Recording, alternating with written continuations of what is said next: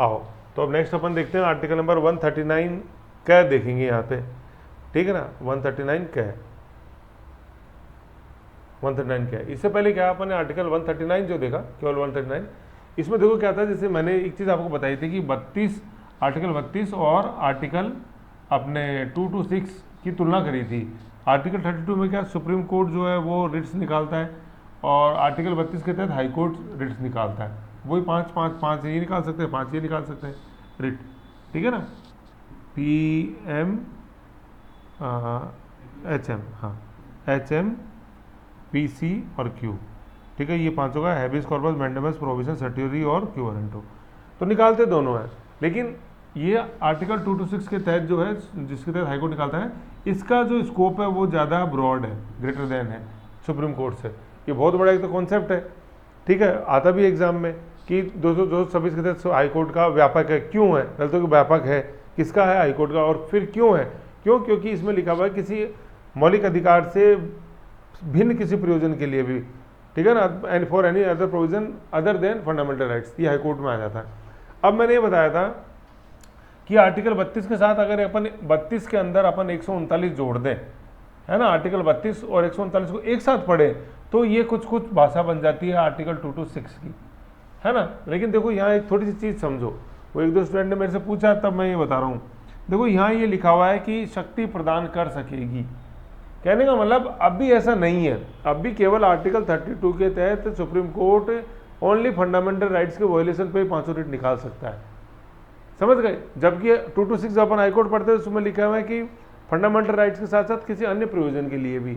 अब सवाल ही है कि क्या सुप्रीम कोर्ट को भी ये किसी अन्य प्रयोजन वाली शक्ति दी जा सकती है क्या, तो दी जा सकती है, ये इसके अंदर लिखा हुआ है। आप पढ़ो, देखो क्या है कि अधिकार प्रचार रिट या उनमें से कोई निकालने की शक्ति प्रदान कर सकेगी, है ना, किसी भिन्न प्रयोजन के लिए। अब इसमें तो कर सकेगी, अभी तक तो नहीं है, कभी संसद को लगता है तो सुप्रीम कोर्ट दे सकती है, लेकिन हाईकोर्ट के अंदर ऑलरेडी ये चीज है, वहां ये नहीं है कि संसद कर सकेगी, नो, वहां ऑलरेडी आप है, मौलिक अधिकार वह किसी भिन्न मौलिक अधिकार से भिन्न किसी प्रयोजन के लिए निकाल सकती है ना। तो ये चीज अपन को ध्यान, अभी प्रेजेंट में सुप्रीम कोर्ट आर्टिकल 32 के तहत ओनली फंडामेंटल राइट के वॉल्यूशन के ऊपर रेट निकाल सकता है 500। ये किसी अन्य भिन्न प्रयोजन है ना, ये सुप्रीम कोर्ट में लागू नहीं होता। लेकिन ये शक्ति दी गई है, किसको देखो यहाँ शक्ति है, पहले तो वर्ड पढ़ो, ये अधिकार नहीं है संसद का, ये शक्ति है संसद की जब चाहे। तो ये जो जैसे वर्ड लिखे रहते हैं इन पर अपन को ध्यान देना है ना, ऐसी चीज अपन को ध्यान में रखनी है, ठीक है। अब आता है 139 कै, करंट में काफी एक्टिव ये रहता है, जैसे एक दो मैं आपको बताऊंगा तब आप इस चीज़ को आप समझोगे कैसे। ये 139 क्या है, 139 में ए, ठीक है, ये ब्रैकेट में नहीं है, देखो इसके अंदर विदाउट ब्रैकेट है, मतलब मेन आर्टिकल है, जिसके ब्रैकेट लग जाता है वो सब आर्टिकल हो जाता है। तो 139 क्या क्या बोलता है कि जैसे मैं आपको बताऊं, जैसे अपन कई बार बताता हूँ, अपनी यूनिफाइड जुडिशरी है, ऊपर सुप्रीम कोर्ट है, नीचे हाई कोर्ट है, और फिर अपन सबऑर्डिनेट कोर्ट्स पढ़ते हैं। ये आर्टिकल नंबर 124 अपन ने देखा, ये 214 आएगा और ये 223 आएगा, ठीक है ना। ये स्ट्रक्चर अपने जुडिशरी का इंडिया के अंदर है। अब क्या है भाई, जैसे आर्टिकल सुप्रीम कोर्ट में अपन अभी आगे और देखिए निरीक्षण का काम भी करता है कि हाई कोर्ट्स के जो डिसीजंस हैं, ठीक है, उनको ये रिव्यू करता है सुप्रीम कोर्ट, और फिर रिव्यू के साथ साथ क्या है, जो हाई कोर्ट्स में जैसे निर्णय चल रहे होते हैं उन पर भी सुप्रीम कोर्ट की नज़र होती है, जो अभी अंडर ट्रायल है, समझ रहे हो ना। तो सुप्रीम कोर्ट को अगर लगता है कि यार ये सेम कोई मामला है और वो एक से ज़्यादा हाई कोर्ट्स उस पर डिस्कशन कर रहे हैं, तो इससे बेहतर है कि इतने हाई कोर्ट्स का समय खराब हो तो क्यों ना वो सुप्रीम कोर्ट में केस मंगा लिए जाएं और एक अपन डिसीजन दे दें। फॉर एग्जांपल जैसे मैं आपको बताऊं कि पद्मावत मूवी थी, पद्मावत मूवी रिलीज हो या नहीं हो तो ये अलग अलग राज्यों के अंदर अलग अलग था, ठीक है ना। राजस्थान में जैसे नहीं रिलीज होने दी तो राजस्थान हाईकोर्ट में रिट लग गई, गुजरात हाईकोर्ट में लगी, छत्तीसगढ़ में लगी, MP में लग गई। अब सारे हाईकोर्ट सेम इश्यू के ऊपर चर्चा कर रहे थे, तो सुप्रीम कोर्ट ने देखा यार क्यों नहीं यार इसको अपन ही मंगा लें अपने पास, तो अपन इसमें निर्णय दे देंगे, तो अन्य जो सभी हाईकोर्ट्स उनका समय बच जाएगा। जैसे आप अच्छे से जानते हो कि टोटल आज भारत में हाईकोर्ट कितने हैं, 25 हाईकोर्ट्स हैं, ठीक है ना, जिनमें से 7 ऐसे जिनका जुडिक्शन एक से ज़्यादा के ऊपर है, डिस्ट्रिक्ट स्टेट के ऊपर, वो अभी बना के देखेंगे। लेकिन इन 25 हाईकोर्ट्स का समय खराब नहीं हो, जरूर नहीं 25 में, जैसे 7-8 में भी सेम केस चल रहा है जिसमें एक सेम इशू इन्वॉल्व है, तो वो ऐसे केस सुप्रीम कोर्ट अपने पास मंगा सकता है। एक चीज़ तो ये जैसे पद्मावत मूवी का बताया, अब मंगा सकता है तो वो कैसे मंगाएगा, इसमें 3 चीज़ें हैं। क्या, एक तो स्वयं प्रेरणा से अगर खुद को सुप्रीम कोर्ट को लगता है, जैसे अभी अपन ने देखा पद्मावत में। दूसरा क्या है अटॉर्नी जनरल है, महान्यायवादी, first law officer of India, ठीक है ना। इसका आर्टिकल देखो एक बार क्या है, मैंने आगे वैसे अपन और देखेंगे, है ना। वैसे बीच में अभी सीएजी के साथ मैंने इसको पढ़ाया था, चर्चा करी थी। तो first law officer of India ही है ये। अगर क्या सलाह दे किसको, सुप्रीम कोर्ट को, मतलब भारत के महान्यायवादी किसी ऐसे मामले में पक्षकार द्वारा किए गए, ये अगर रिकमेंड करता है, या आवेदन पर कोई भी पार्टी उस केस के अंदर जुड़ी हुई है, वो सुप्रीम कोर्ट को बोलती है कि अलग अलग केसेस स्टेट्स के हाईकोर्ट में चल रहा है, तो आप अपने पास बुला लो। तो ये 3 तरीके हैं जिनके थ्रू सुप्रीम कोर्ट ऐसे केसेस के ऊपर सुनवाई कर सकता है, खुद अटॉर्नी जनरल या किसी भी पार्टी। केस में हमेशा पार्टीज इन्वॉल्व रहती है, एक पक्ष होता है, विपक्ष होता है, इसमें किसी भी एक के कहने पर, ठीक है ना, अपने पास मंगा सकता है और उस पर उसका निपटारा कर सकेगा, ठीक है ना। और निपटारा करके फिर वो अपने निर्णय को वापस उनको लौटा देता है, ठीक है। ये चीज़ है। कई बार क्या होता है, देखो यहाँ लिखा हुआ है स्वयं निपटा सकेगा। कई बार क्या होता है, सुप्रीम कोर्ट डिसीजन नहीं देता, लेकिन गाइडलाइन जारी कर देता है कि आपको निर्णय, उन हाईकोर्ट्स को गाइडलाइन जारी कर देता है कि आपको निर्णय देते समय इन चीज़ों का ध्यान में आपको रखना है, ठीक है ना। ये चीज़ के अंदर लिखी हुई है। तो अभी तो अपन ने क्या देखा, अभी तो अपन ने यहाँ पे क्या देखा, अभी तक तो अपन ने क्या देखा कि खुद के कहने पे या महान्यायाधीश या आवेदक, किसी भी एक आवेदक के कहने पर अपना मंगा सकता है। कौन सा, हाईकोर्ट में जो चल रहे थे वो सुप्रीम कोर्ट ने अपने पास मंगा लिए। कई बार क्या होता है कि राजस्थान हाईकोर्ट में कोई मामला चल रहा है, ठीक है ना, लेकिन यूँ किसी पार्टी को लगता है कि राजस्थान हाईकोर्ट इसकी इम्पार्शियल सुनवाई नहीं कर रहा है, निष्पक्ष जांच नहीं कर रहा है, तो वो राजस्थान हाईकोर्ट को निर्देश दे सकता है सुप्रीम कोर्ट कि आप इस केस को गुजरात हाईकोर्ट के अंदर ट्रांसफर कर दो, है ना। सो हाईकोर्ट टू हाईकोर्ट ट्रांसफर हो सकते हैं। देख रहे हो, यही चीज़ लिखी हुई है कि अपने निर्णय की प्रतिलिपि सहित उस उच्च न्यायालय जिसमें मामला लिया गया लौटा सकेगा, और वह उच्च न्यायालय, ये तो ये है, ये तो वही चल रहा है। नीचे पढ़ो क्या है, किसी उच्च न्यायालय के समक्ष लंबित किसी मामले को या अन्य कार्रवाई अंतरण किसी अन्य उच्च न्यायालय में कर सकेगा। बिंदु संख्या 2 में, एक में तो ये हाईकोर्ट से अपने पास मंगा लिया, मतलब 139 का 1 आर्टिकल नंबर 139 का 1 के अंदर तो क्या है, हाईकोर्ट से अपने पास मंगा लिया। और आर्टिकल नंबर 139 का 2 के अंदर क्या है कि एक हाईकोर्ट से दूसरे हाईकोर्ट के अंदर ट्रांसफर कर दिया। फॉर एग्जांपल मैं आपको बताऊं, जैसे गोधरा कांड अपने हुआ, उसके बाद वो बेस्ट बेकरी कांड हुआ, ठीक है, तो उसमें गुजरात हाईकोर्ट में चल रही थी सुनवाई। तो फिर जैसे पार्टी ने, बिल्किस बानो वगैरह, उन सब ने बोला कि भाई ये गुजरात हाईकोर्ट इम्पार्शियल सुनवाई नहीं कर रहा, तो ये बाहर ट्रांसफर किया जाए। तो वो बॉम्बे हाईकोर्ट के अंदर वो ट्रांसफर हुआ केस, ऐसे ही मामले, ठीक है ना। ये तो high court, supreme court to supreme court भी ट्रांसफर नहीं, सुप्रीम कोर्ट तो एक ही, कहाँ से जाएगा सुप्रीम कोर्ट, तो हाईकोर्ट से सुप्रीम कोर्ट में जा सकता है ऊपर, या यूँ वर्टिकल ना होके हॉरिजॉन्टल, हॉरिजॉन्टल मतलब यूँ ऐसे, हाईकोर्ट तो सब बराबर है, तो हाईकोर्ट टू हाईकोर्ट, और वर्टिकल मतलब हाईकोर्ट टू सुप्रीम कोर्ट। तो हॉरिजॉन्टल ट्रांसफर हो सकते हैं 139 के 2 के तहत, और वर्टिकल ट्रांसफर हो सकते हैं high court to supreme court article 139 के 1 के तहत। तो ये 2 तरह का ट्रांसफर है अपने को, मामले को अंतरण जो है केसेस का 2 तरह से, वर्टिकल और हॉरिजॉन्टल, ये अपने को समझ में आना चाहिए। ये 139 क्या है। बाकी जो नीचे लैंग्वेज लिखी हुई है, ओहो, ठीक है, तो ये 139 क्या के अंदर था, मतलब 139 में तो अपन ने क्या देखा कि 3200 326 से जो तुलना है वो, ठीक है, और 139 क्या में देखा अंतरण, ट्रांसफर ऑफ केसेस। अब नेक्स्ट देखो, ये 139 क्या जो था ट्रांसफर ऑफ केसेस, अब इसी में देखो कुछ मैंने बताया था करंट में बहुत रहता है न्यूज़ में, तो आप देखो कुछ चीज़ें इसके अंदर देखो। जैसे एक केस है, मतलब ये अखबार क्लिपिंग है अपने, इसमें क्या लिखा हुआ है, supreme court seeks replies from 7 state on anti law conversion law, ठीक है ना, एंटी कन्वर्जन लॉ, ठीक है, धर्म परिवर्तन के संबंध में जो कानून राज्यों ने बनाए, जैसे गुजरात से चालू हुआ था, तो ऐसे 7 राज्यों के अंदर कानून बन रहे थे, फिर वो हाईकोर्ट के अंदर चैलेंज हो गए।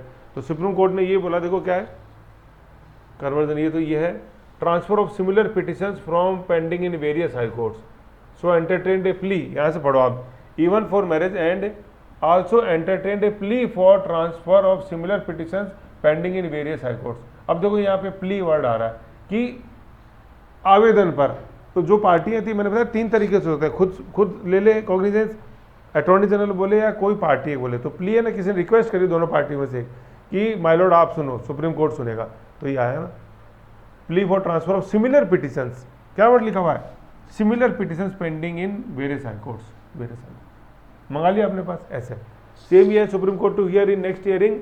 अब देखो ये क्या आ रहा है, एजीज, ये वो attorney general objections to transfer to pleas of anti conversion law, ये वही है, है ना। तो किसी ने आवेदन किया था, लेकिन फिर अटॉर्नी जनरल ने बोला कि नहीं नहीं ऐसा सही नहीं किया जाना ऐसा, ठीक है ना। तो ये चीज़ है। अब देखो ये अपने आर वेंकटरमी ये वर्तमान के अंदर भी हैं। अभी वर्तमान का मतलब अपन अभी आज पढ़ रहे हैं ये 16/4/25 में, तो अटॉर्नी जनरल यही है इस भारत में, आर वेंकटरमनी है। ज्ञानेश कुमार अभी चीफ इलेक्शन कमिश्नर है, ठीक है। Oppose the transfer of petitions from high courts ऐसे। तो ये चीज़ है, ठीक।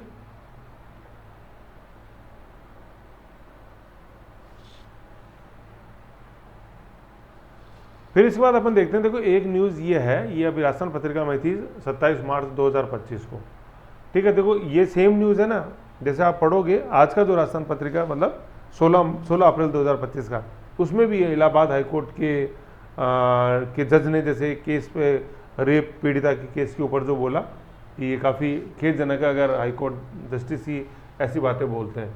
तो देखो ये क्या है, ये केस लॉ अपन को क्या बताएगा, वैसे तो हाईकोर्ट में ये और क्लियर होएगा, है ना। लेकिन जैसे अपन सुप्रीम कोर्ट पढ़ रहे हैं तो सुप्रीम कोर्ट में दो का काम करते हैं ये, एक तो क्या जस्टिस डिलीवर करते हैं और दूसरा निरीक्षण का काम, ऑब्जर्वेंस का काम कि हाई कोर्ट्स क्या निर्णय दे रहे हैं, ठीक है ना, क्या कॉन्स्टिट्यूशन की जो भाषा उसके अकॉर्डिंग उनके निर्णय सही है क्या। तो ये निरीक्षण का काम भी हाईकोर्ट्स के डिसीजंस का निरीक्षण का काम, मैं ये बोल रहा हूँ अपील का काम नहीं, अपील तो जुडिशन है यही, निरीक्षण का काम की एक बड़े भाई की दृष्टि से वो देखते रहते हैं, आप यूँ देख लो घर के मुखिया की दृष्टि से देखते रहते कि सब हाईकोर्ट जो काम कर रहे हैं या जो निर्णय दे रहे हैं वो सही है ना, किसी ने अपील नहीं करी है, एक मोरल वैल्यूज़ के हिसाब से वो निर्णय सही है ना ऐसे। तो देखो ये चीज़ इसमें क्या है ना, इसमें आप वर्ड्स पे मत जाओ, एक जो जुडिशरी की एक जो भावना है ना उसको समझने की आप कोशिश करो कि कितना हेल्दी जुडिशल सिस्टम इंडिया के अंदर है। कि देखो क्या लिखा हुआ है कि इसकी देखो वो कटिंग में काटना भूल गया, ऊपर की हेडलाइन देखो, लेकिन क्या है नहीं देखो, रेप केस को लेकर इलाहाबाद हाईकोर्ट की विवादित आदेश पर सुप्रीम कोर्ट ने बुधवार को रोक लगा दी, ठीक है। ये अपन आगे पढ़ेंगे, हाईकोर्ट ने कोई डिसीजन दे दिया, अपील नहीं करी, कॉग्निजेंस खुद लिया सुप्रीम कोर्ट ने, तो वैसे भी रोक लगा सकता है। अब इसमें देखो क्या है कि ये क्यों लगाई कि यह मानवता की कमी दिखती है, हम इन पैरा में की गई टिप्पणियों पर रोक लगाते हैं। इलाहाबाद हाईकोर्ट के निर्णय को रोक दिया सुप्रीम कोर्ट ने, ये देखो ये सुप्रीम कोर्ट ने, ठीक है। अब देखो इसमें क्या था, जैसे आप इसको पढ़ोगे ना कि क्या कहा था हाईकोर्ट के जज राजमोहन ने, कि देखो क्या यह तथ्य इस अनुमान के लिए पर्याप्त नहीं है कि आरोपियों को पीड़िता के साथ बलात्कार का इरादा था, ठीक है ना। तो इसमें देखो मतलब ये यहाँ पे देखो, इसको पढ़ोगे देखो आप, ये काफ़ी मतलब आप खुद इसको पढ़ोगे तो आपको लगेगा कि कितनी एक जो मोरल वैल्यूज होती हैं उनको दरकिनार करते हुए जस्टिस राम मनोहर नारायण मिश्रा ने ये फैसला लिखा। आप खुद पढ़ के देखो, ठीक है। इलाहाबाद हाईकोर्ट के जस्टिस राम मनोहर नारायण मिश्रा ने 17 मार्च को आदेश में कहा था कि पवन और आकाश के खिलाफ आरोप है कि उन्होंने पीड़िता के स्तनों को पकड़ा, उन्होंने उसके पजामे की डोरी तोड़ दी और उसको नीचे खींचने की कोशिश करी, लेकिन गवाहों के हस्तक्षेप के कारण पीड़िता को छोड़कर भाग गए। यह तथ्य इस अनुमान के लिए पर्याप्त नहीं है कि आरोपियों को पीड़िता के साथ बलात्कार का इरादा था। ये ऐसा जस्टिस राम मनोहर नारायण मिश्रा ने कहा। तो इतनी सारी बातें आप कर रहे हो, इसका मतलब कि आप वो जो रेप पीड़िता उसके प्रति तो आप कोई सहानुभूति रखते ही नहीं, समझ रहे हो। तो ये अब सुप्रीम कोर्ट में किसी ने अपील नहीं करी है, सुप्रीम कोर्ट खुद इन डिसीजंस को पढ़ता रहता है, उसको जब लगा कि नहीं ऐसा गलत है तो खुद उन्होंने इस इलाहाबाद हाईकोर्ट के जो बेल दी थी रेप के आरोपियों को, उस बेल को उन्होंने सुप्रीम कोर्ट ने दरकिनार कर दिया। तो ये दिखाता है इंडियन जुडिशियल सिस्टम कितना वाइब्रेंट है, जीवंत है, समझ गए ये चीज़ें। और सेम आज का 16/4/2025 का आप पत्रिका उठाना, उसमें फ्रंट पेज पे लेफ्ट में खबर है ऐसी, सेम वाली नहीं, इससे मिलती जुलती, कि जिसमें सुप्रीम कोर्ट को लगा कि नहीं यार हाईकोर्ट ने मतलब जितना विवेक का, जितनी मानवता का यूज़ किया जाना चाहिए था उतना नहीं किया ऐसे, ठीक है। तो ये चीज़ें हैं देखो, तो ये चीज़ें ऐसी है जब अपन को थोड़ा सा अपन कॉन्स्टिट्यूशन के आर्टिकल जानते हैं तो ज़्यादा बेहतर समझ में आती है यहाँ कैसे इंडियन जुडिशियल सिस्टम काम कर रहा है। और फिर कहीं आप कहीं कोर्ट करते हुए अपन पढ़ेंगे, जैसे आएगा जुडिशियल रिव्यू आएगा, है PIL आएंगी, जुडिशियल एक्टिविज्म आएगा, तो जुडिशियल एक्टिविज्म का ही पार्ट है न्यायिक सक्रियता का ऐसे। आ जाओ फिर नेक्स्ट अपन आर्टिकल देखते हैं 140। अब देखो इसके बाद जो आर्टिकल्स हैं ना कंपेरेटिवली छोटे छोटे हैं, उनके अंदर ज़्यादा मसाला नहीं है, बस एक के अंदर है 143 के अंदर। तो इनको क्या एक बार बस सुन लो, समझ लो और फिर फटाफट आगे चलो। 140 है ना, आर्टिकल नंबर 140 उच्चतम न्यायालय की आनुषंगिक ancillary powers, ancillary powers, ancillary. देखो एंसिलरी पावर क्या है, मैं आपको समझाऊं कि जैसे Supreme Court day by day में अपना काम करता ही है, ठीक है। अब जैसे फॉर एग्जांपल मैं बताऊं, सुप्रीम कोर्ट के वेब पोर्टल में जैसे कोई चेंज करना है, सुप्रीम कोर्ट चाहता है कि कोई ऐप बने जिसके तहत ये पूरा जो ऑनलाइन सिस्टम है वो दिखाई दे, तो इस तरह के जो छोटे मोटे काम है ये सारे ये एंसिलरी पावर्स संसद सौंप सकती है ना। संसद विधि द्वारा उच्चतम न्यायालय को ऐसी अनुपूरक शक्तियां प्रदान करने के लिए उपबंध कर सकेगी जो इस संविधान के उपबंधों में से किसी के असंगत न हो और जो उस न्यायालय को इस संविधान द्वारा इसके अधीन प्रदत्त अधिकारिता का अधिक प्रभावी रूप से प्रयोग करने में, ये वर्ड जो है ना इसमें अधिक प्रभावी रूप से, कि जो सुप्रीम कोर्ट को पावर दी हुई है एक जस्टिस डिलीवर करने की, ठीक है ना, वो ज़्यादा इफिशिएंटली सुप्रीम कोर्ट कर सके। तो जैसे फॉर एग्जांपल कोई मोबाइल ऐप बनाना है ना, तो ये सारा मतलब लॉ से डिलीवर संबंधी ये वेब पोर्टल बनाना है, ठीक है, ऑनलाइन हियरिंग करनी है, तो ये सारी शक्तियाँ संसद सुप्रीम कोर्ट को दे सकती है, ठीक है ना। ये वही है उच्चतम न्यायालय की एंसिलरी पावर्स। ये सबसे वर्ड इंपॉर्टेंट वर्ड है ये, इसमें अधिक प्रभावी रूप से प्रयोग करने के योग्य बनाने के लिए आवश्यक या वांछनीय है। फॉर एग्जांपल जैसे मान लो आप अच्छे एथलीट हो, आपके अंदर पावर खूब अच्छा, आप दौड़ सकते हो, ठीक है ना। अब उसके लिए क्या जरूरी है कि आपके पास आप समय समय पर अच्छे जूते खरीदते रहो, ठीक है, अच्छी कॉस्ट्यूम आपके पास हो, ठीक है, अच्छा जैसे न्यूट्रिशन लेने के लिए आपको फाइनेंशियल फंड्स आपके पास हो, जिससे कि आपके अंदर जो ताकत है अच्छा दौड़ने की वो और निखर के आए। ये बिल्कुल ऐसा ही है, आप जस्टिस डिलीवर कर सकते हैं, ऑनलाइन हियरिंग होनी चाहिए, ऑनलाइन कियोस्क बन जाए भाई, ठीक है, वहाँ से क्लाइंट जाए और सारी व्यवस्थाएं हो जाए। तो ये सारी व्यवस्था करने की पावर संसद किसको दे सकती है? सुप्रीम कोर्ट को समय समय पर दे सकती है, जो उसके कार्य को अधिक प्रभावी बना सकते हैं। ये चीज़ है ये एंसिलरी पावर्स।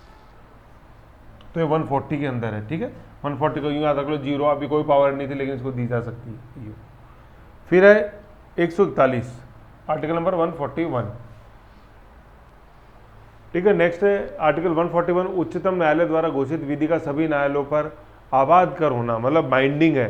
सुप्रीम कोर्ट ने जो डिसीजन दे दिए वो बाइंडिंग है, उनको वो नज़ीर के रूप में काम करते हैं। तो ये अपने कोर्ट ऑफ रिकॉर्ड पढ़ा ना आर्टिकल 129, उसी का ही एक आगे का विस्तृत रूप है, ठीक है। देखिए क्या बोलते हैं, देखो उच्चतम न्यायालय द्वारा घोषित विधि भारत के राज्य क्षेत्र के भीतर सभी न्यायालयों पर लागू होगी, कोर्ट किए जाते हैं सुप्रीम कोर्ट के डिसीजंस, ठीक है ना। ये तो ये आर्टिकल नंबर 129 का ही एक्सटेंशन है, जैसे कोर्ट ऑफ रिकॉर्ड पढ़ा था अपन ने, ये उसी का एक्सटेंशन है आर्टिकल 141, ठीक है।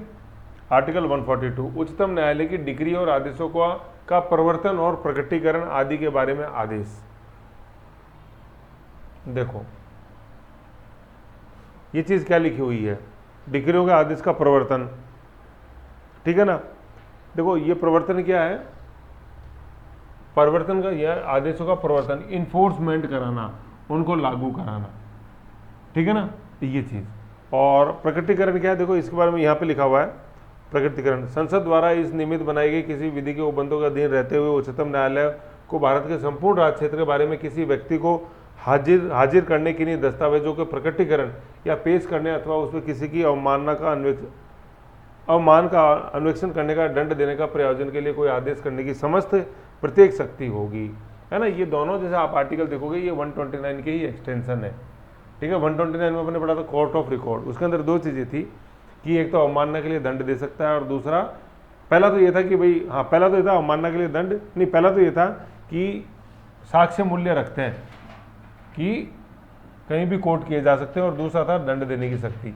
ये दोनों चीज़ें वही हैं, 141 तो 1 है और दूसरा जो बिंदु है इसमें ये दंड देने की कि क्या है, वो तो अवमानना के लिए यहाँ पे क्या है कि जैसे सुप्रीम कोर्ट में कोई केस चल रहा है, ये अब उसके लिए चाहिए कि भाई भारत राजस्थान का जो चीफ सेक्रेटरी वो जाके वहाँ पे पेश हो को दस्तावेज प्रस्तुत करे, तो उनको वहाँ जाना पड़ेगा। और फिर ये प्रकटीकरण का वही है, मतलब कि वहाँ पे प्रकट होना पड़ेगा आपको सुप्रीम कोर्ट में, अगर किसी भी अथॉरिटी को सुप्रीम कोर्ट बुलाता है तो, ठीक है ना। आप खुद नहीं जा सकते तो आप किसी दूसरे को अपने बिहाफ पे भेज सकते हैं, वो भी नहीं जा सकता तो आप ये प्ली लगा सकते हैं, मतलब एक आवेदन लगा सकते हैं सर ऑनलाइन हियरिंग की जाए। बात इतनी सी कि आप अनदेखा नहीं कर सकते सुप्रीम कोर्ट के आदेश को, कि प्रकट होने का जो आदेश दिया है उसको अनदेखा नहीं कर सकते, चाहे आप कितनी परिस्थिति में हो। और फिर कोई नहीं आता है, प्रकट नहीं होता है, दस्तावेज प्रकट नहीं करता है, दंड देने की शक्ति सुप्रीम कोर्ट के पास है। तो ये जो कोर्ट ऑफ रिकॉर्ड है 129 में, ठीक है, उसको और ज़्यादा इन्फोर्स करता है आर्टिकल नंबर 141 और 142। ये इस तरह से अपन को समझना है। जैसे क्वेश्चन आ जाए कि कोर्ट ऑफ रिकॉर्ड जो 129 में बोला गया है, वो ज़्यादा इन्फोर्स वो इम्प्लीमेंट होता है आर्टिकल नंबर 141 और 142 के तहत कि या के माध्यम से। तो इसको एक्सप्लेन करो, तो अपन को 141 और 142 पता होना चाहिए इसके अंदर। 141 में क्या है, उसकी विधि, उसके निर्णय सभी पे बाइंडिंग होते हैं, ऑप्शनल नहीं है, बाइंडिंग है सुप्रीम कोर्ट के निर्णय। और दूसरे में 142 के अंदर क्या है कि एनफोर्स कराने की शक्ति है अपने डिसीजंस को, और किसी को भी वो व्यक्ति या किसी भी दस्तावेज को अपने पास सुप्रीम कोर्ट बुला सकता है। ठीक है ना, ये चीज इसके अंदर है।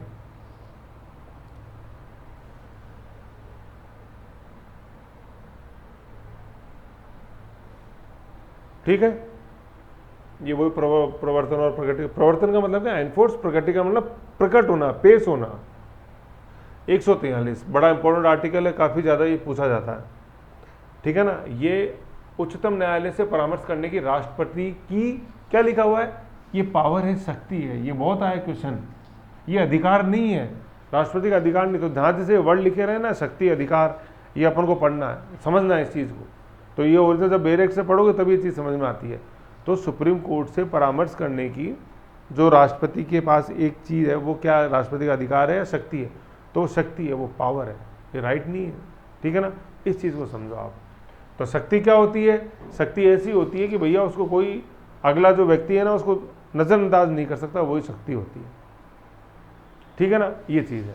अब देखो ये है क्या, जैसे फॉर एग्जांपल मैं आपको एक केस के माध्यम से समझाता हूँ। जैसे अभी तक ये जितने भी ली हैं उनमें से एक वो है अपनी, कि जैसे क्या होता है कि राष्ट्रपति के पास में कोई निर्णय आया सामने कि राष्ट्रपति कोई निर्णय करना है, तो राष्ट्रपति को तो पता है, राष्ट्रपति डिसीजन नहीं ले पा रहे कि यार मैं इसमें क्या बोलूँ, तो वो सुप्रीम कोर्ट से राय मांगते हैं, है ना। ये यही लिखा हुआ है, उच्चतम न्यायालय से परामर्श करने की राष्ट्रपति की शक्ति, कि राष्ट्रपति को निर्णय लेना है किसी बात के ऊपर। ठीक है, अब लेकिन समझ में नहीं आ रहा, या उसमें यूँ समझ लो कोई जुडिशियल पॉइंट इन्वॉल्व है, तो जुडिशरी तो ज़्यादा कानून तो जानते नहीं राष्ट्रपति, तो स्पेशलाइज एजेंसी सुप्रीम कोर्ट है, तो क्यों ना सुप्रीम कोर्ट से पूछा जाए। तो ऐसे पूछने की राष्ट्रपति क्या शक्ति है। ठीक है, तो फॉर एग्जांपल जैसे मैं बताऊं, जैसे बाबरी मस्जिद वाला केस, तो चल रहे थे सभी विपक्ष, दोनों, हिंदू पक्ष अपना रखें, मुस्लिम अपना रखें, तो राष्ट्रपति के पास भी जैसे वो पहुंचे, तो अब राष्ट्रपति को वो कुछ नहीं कह पाए। तो राष्ट्रपति ने सुप्रीम कोर्ट से पूछा कि बताओ वहाँ मंदिर था, मस्जिद था। ठीक है, तो फिर सुप्रीम कोर्ट ने सबको सुना, सब जितनी भी पार्टीज थी सबको सुना, और 1 साल नहीं, 2 साल नहीं, कई साल लगाए और सबको सुना। और अंत में क्या बोला राष्ट्रपति को कि हम ठोस किसी साक्ष्य के आधार पर ठोसतापूर्वक कुछ भी नहीं कह सकते कि यहाँ मंदिर था या मस्जिद थी। कहने का मतलब हम भी निरुत्तर हैं, हमें पता नहीं कि यहाँ क्या था, ऐसा सुप्रीम कोर्ट ने कहा। ठीक है, तो अब यहाँ पे देखो 2 चीजें निकल के आती हैं। क्या कि एक तो जब राष्ट्रपति पूछता है ना, ये राष्ट्रपति ने पूछा ना सुप्रीम कोर्ट से, तो ये राष्ट्रपति की शक्ति है। तो इसमें क्या है, यहाँ पे शक्ति है, तो इसमें क्या है, सुप्रीम कोर्ट को जवाब देना पड़ेगा।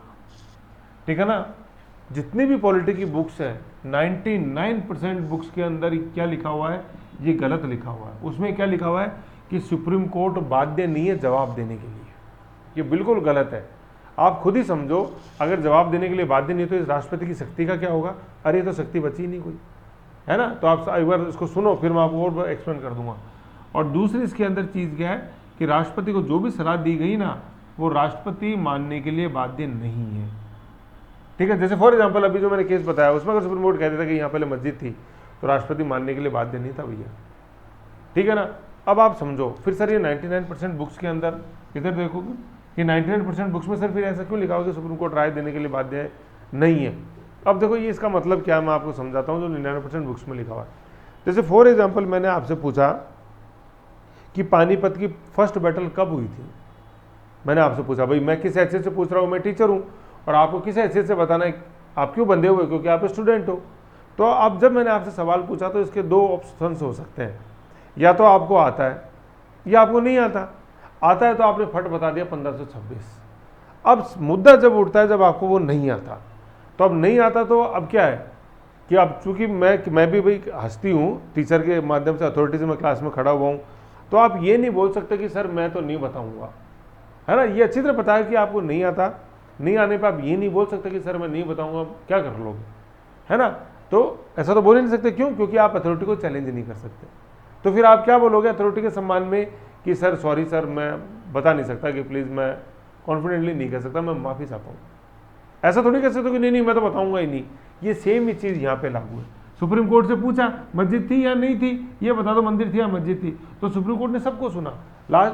लास्ट में ये नहीं बोला कि नहीं मैं तो नहीं बताऊंगा, क्या कर लोगे। लास्ट में क्या बोला, मुझे नहीं पता कि वहाँ क्या था। तो जवाब तो दिया ना, ऐसा थोड़ी कि जवाब ही नहीं दिया, जवाब तो आपको देना पड़ेगा। क्यों? क्योंकि ये राष्ट्रपति की शक्ति है भैया। आप खुद ही समझो कि अगर इस शक्ति को आपने डाइल्यूट कर दिया तो फिर ये काहे की शक्ति रही। सुप्रीम कोर्ट ने बोल दिया कि नहीं हम तो नहीं देंगे, तो फिर ये शक्ति फिर तो वो तो निरंकुशता हो गई, वो तो अराजकता हो गई, वो तो आपने अथॉरिटी को चैलेंज कर दिया। जैसे आप क्लास में अगर बोल दो कि सर खड़े होकर बोल दो वो तो नहीं बताऊंगा, लो सर क्या कर लोगे, तो अथॉरिटी चैलेंज हुई कि नहीं हुई टीचर की। वही चीज़ यहाँ तो बुक्स में ये इसलिए लिखा हुआ है कि बाध्य नहीं सुप्रीम कोर्ट।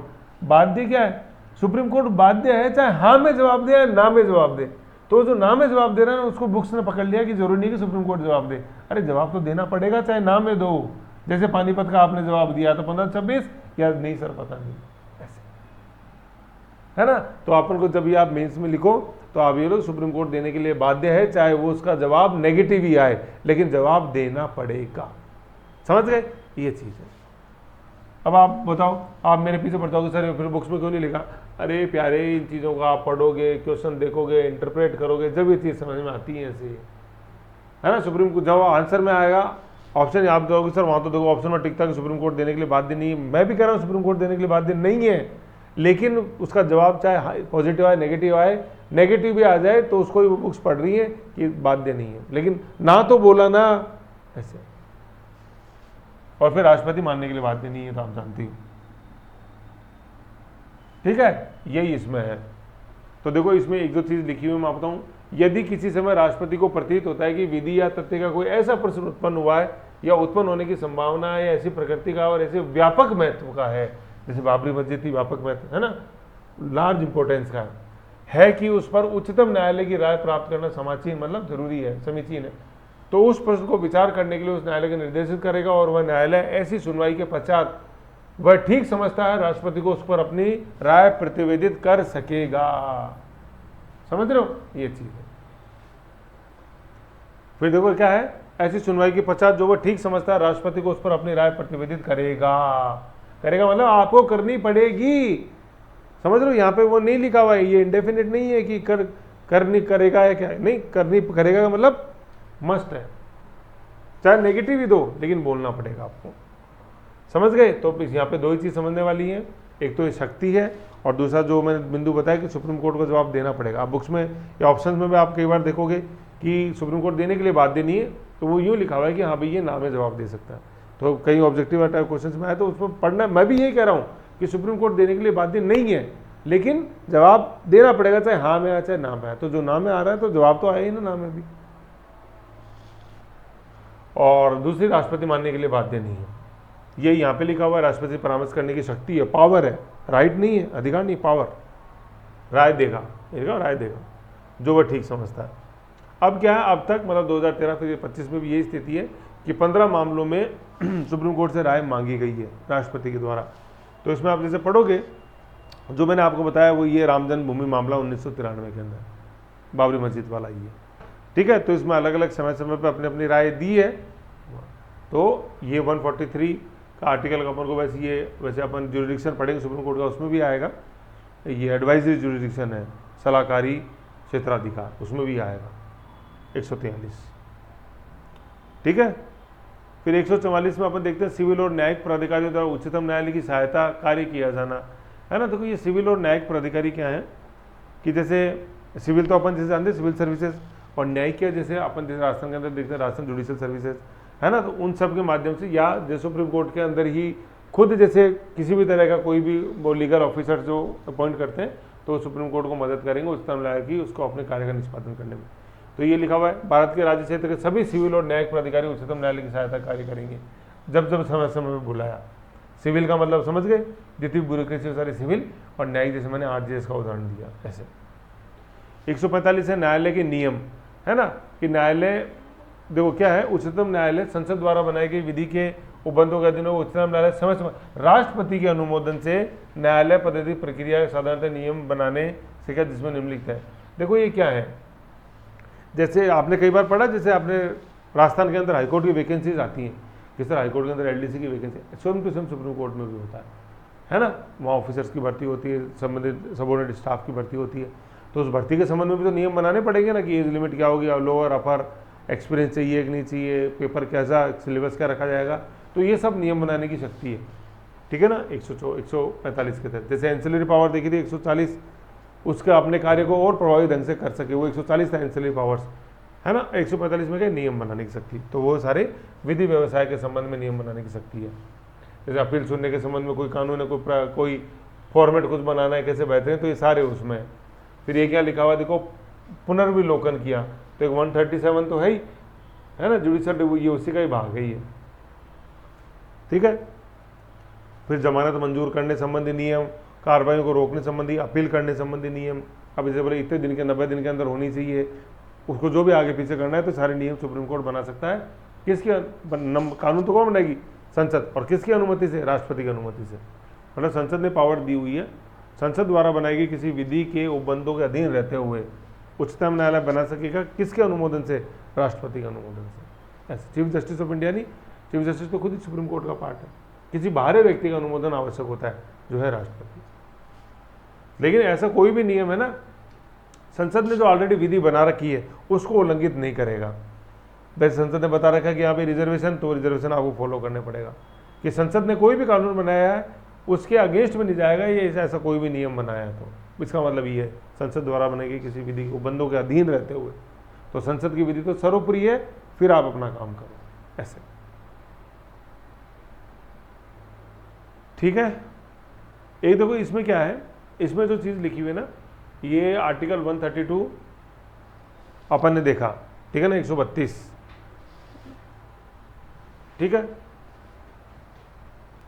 132 के अंदर अपन देखा था भाई सिविल और क्रिमिनल में अपील का, है ना। तो देखो उसमें क्या है, ये 5, ये यहाँ पे देखो डायरेक्ट इसमें नहीं लिखा हुआ, लेकिन मैं बताता हूँ कि जो कॉन्स्टिट्यूशनल बेंच जो बनती है ना, कॉन्स्टिट्यूशनल, उसमें कम से कम 5 जज होने चाहिए, कॉन्स्टिट्यूशनल संवैधानिक पीठ जिसको बोलते हैं। तो अभी तक तो सबसे बड़ी 13 आपने केशवानंद भारती में बनी हुई है, ठीक है ना, 13 जजेस की, लेकिन कॉन्स्टिट्यूशनल बेंच कितने जजेस, 5 या उससे ज़्यादा जब होते हैं तो वो कॉन्स्टिट्यूशनल बेंच कहलाती है। और खुले न्यायालय में सुनवाई, खुले न्यायालय का मतलब कि जैसे दोनों पार्टीज़ के वकील सामने खड़े रहते हैं, पार्टीज़ के जो व्यक्ति हैं वो रहते हैं, तो ये खुला न्यायालय है। खुला न्यायालय ऐसे नहीं कि उसमें छत नहीं होगी ऊपर, बंद कमरे में नहीं, है ना, बंद कमरा इन द सेंस कि वहाँ पे जो भी संबंधित व्यक्ति हैं ये मौजूद रहेंगे और सारा फैसला सुनेंगे, ठीक है। ये सारा अपन पढ़ रहे हैं अपने आर्टिकल नंबर, ये नियम बनाने की सारी शक्तियाँ अपन देखें आर्टिकल नंबर 145 में। 145 में जो इंपॉर्टेंट है ना, वो कॉन्स्टिट्यूशनल बेंच वाले जो 5 जजेस वो इंपॉर्टेंट है। फिर उच्चतम न्यायालय के अधिकारी तथा सेवक, अधिकारी और सेवक तथा व्यय कि सुप्रीम कोर्ट के जैसे जितने भी खर्चे हैं, फॉर जैसे अपन ने भाई वेतन वगैरह तो सारे देखी, उसके अलावा भी जो अधिकारी हैं उनके सारे खर्चे सुप्रीम कोर्ट, जैसे फॉर एग्जाम्पल जैसे लाइट का बिल भाई कौन चुकाएगा, तो ये सारे भारत के मुख्य न्यायमूर्ति करता है। इन संबंधी कोई नियम बनाना होता है तो भारत का मुख्य न्यायमूर्ति राष्ट्रपति के अनुमोदन से करता है सारे काम ही इस तरह के, ठीक है। कोई भी नियम बनेगा राष्ट्रपति के अनुमोदन से, जो अभी ऊपर पड़ा। और ये जितने भी खर्चे होते हैं ये भारत की, तो किस पे होते हैं, भारत की संसद निधि पे होते हैं, कॉन्स्टिट्यूटिव फंड ऑफ इंडिया, ठीक है ना। ये कॉन्स्टिट्यूटिव फंड ऑफ इंडिया अपन आगे पढ़ेंगे, आर्टिकल नंबर 266 में आएगा निधियाँ, तो उसमें कॉन्स्टिट्यूटिव फंड ऑफ इंडिया है, कॉन्स्टिट्यूटिव फंड ऑफ स्टेट्स है, सारे उसके अंदर आएंगे। तो जैसे मैं बताया फॉर एग्जाम्पल सुप्रीम कोर्ट की लाइट का बिल चुकाना है, तो कहाँ से आता है पैसा, कॉन्स्टिट्यूटिव फंड ऑफ इंडिया से आता है, ठीक है। आर्टिकल नंबर 137 में निर्वचन है, बता रखा है कि भारत शासन अधिनियम 1935 के तहत जो फेडरल कोर्ट था वही सारी शक्तियाँ इस सुप्रीम कोर्ट के अंदर आई हैं, ठीक है। तो फेडरल कोर्ट अपन ने पढ़ा भी था, आर्टिकल नंबर बताओ, फेडरल कोर्ट का वर्णन कहाँ आया था, अगर बताओ कहाँ आया था फेडरल कोर्ट की जितनी भी शक्तियाँ फेडरल कोर्ट में होंगी वो इसमें, तो ये कौन सा आर्टिकल में आया था फेडरल कोर्ट का वर्णन, 233 में कैसे आएगा, 214 से तो हाईकोर्ट ही चालू हो गया। मैंने ऐसे याद कराया था कि 1935 का अधिनियम है ये, तो उसके अंदर 35 आ रहा था आर्टिकल में। आर्टिकल नंबर 135 के अंदर फेडरल कोर्ट का वर्णन है। तो मैंने बताया था ना कि क्वेश्चन ये आया कि निम्न में से किन किन संस्थाओं का वर्णन अपने कॉन्स्टिट्यूशन के अंदर है, ग्राम सभा है, डिस्ट्रिक्ट कोर्ट्स हैं, जिला प्लानिंग कमिटीज़ हैं, फेडरल कोर्ट है। तो फेडरल कोर्ट वर्ड है ना कॉन्स्टिट्यूशन में, कौन से आर्टिकल में, आर्टिकल नंबर 135 के, है ना। तो गवर्नमेंट ऑफ इंडिया एक्ट 1935 अधिनियम का ना, उसी में सुप्रीम कोर्ट आया, समझ रहे हो। तो उसी में सुप्रीम कोर्ट आया, उसी में RBI आया, अपना रिजर्व बैंक ऑफ इंडिया। कहने का मतलब भारत का जो 50% कॉन्स्टिट्यूशन है ये 1935 एक्ट के हूबहू नकल है इस एक्ट की। क्वेश्चन आता है मेन के अंदर, Indian constitution is a complete replica of 1935 act. तो अपन बोलते नहीं सर कंप्लीट नहीं हो, 50% है, ये लिया हुआ। ठीक है, ये चीज़ है। ये 147 यहाँ पे अपना सुप्रीम कोर्ट के संबंधित जो आर्टिकल है ना वो खत्म होते हैं। ठीक है, जो अपन ने सुप्रीम कोर्ट के आर्टिकल पढ़े वो खत्म होते हैं। इसके बाद कुछ छोटे मोटे टॉपिक्स हैं, जैसे सर्वोच्च उच्चतम न्यायालय की स्वतंत्रता, PIL वगैरह, वो तो अपन एक छोटी छोटी फाइल्स के अंदर उनको अब नेक्स्ट देख लेंगे। ठीक है ना, आर्टिकल्स का इतना ही था। तो आज जो अपन ने आर्टिकल्स देखे मेन वो 139 कैसे चालू हुए। 139 का हमें तो था क्या कि हाई कोर्ट्स में जो केस चल रहे हैं वो अपने पास बुला सकता है। 3 कंडीशंस, या तो खुद उनको लग जाए या माया न्यायालय कोई पार्टी बोले। 139 क्या के अंदर तो ये था। दूसरा, हॉरिजॉन्टल ट्रांसफ़र कैसे high court to high court transfer हो सकते हैं। फिर 140 के अंदर अपन ने बोला कि एंसिलरी पावर्स, जिससे अपना वो काम अधिक प्रभावी रूप से कर सके। ठीक है, जैसे ऐप बनाने की। 141 के बोला कि विधि जो है ये सब पे लागू होगी। 142 के अंदर प्रवर्तन, इन्फोर्समेंट और प्रकटीकरण का शक्ति है ना, कि आदि के बारे में प्रकटन करने का ये इसकी सारी शक्ति है सुप्रीम कोर्ट की। फिर 143 के अंदर देखा क्या, एक सलाहकारी क्षेत्राधिकार जो एडवाइजरी जुरिडिक्शन, तो राष्ट्रपति को सुप्रीम कोर्ट का जवाब देना पड़ेगा, है ना, मतलब सुप्रीम कोर्ट को राष्ट्रपति को जवाब देना पड़ेगा चाहे ना में जाए। और दूसरा, राष्ट्रपति को मानने के लिए बाध्य नहीं है। और ऐसा अभी तक 13 मामलों के अंदर हुआ, मतलब 15 बार ऐसे संदर्भित मामले हैं। फिर 144 के अंदर सिविल और न्यायिक अधिकारी पूरे भारत की मदद करेंगे सुप्रीम कोर्ट के, न्यायालय के नियम बनाने आदि की शक्ति। ठीक है, फिर 145 के अंदर क्या है, 44, 45 के अंदर, 46 के अंदर अपन ने देखा कि उच्चतम न्यायालय के अधिकारी, सेवक तथा व्यय तो ये किस पे भारित होते हैं, भारत की संचित नीति पे होते हैं।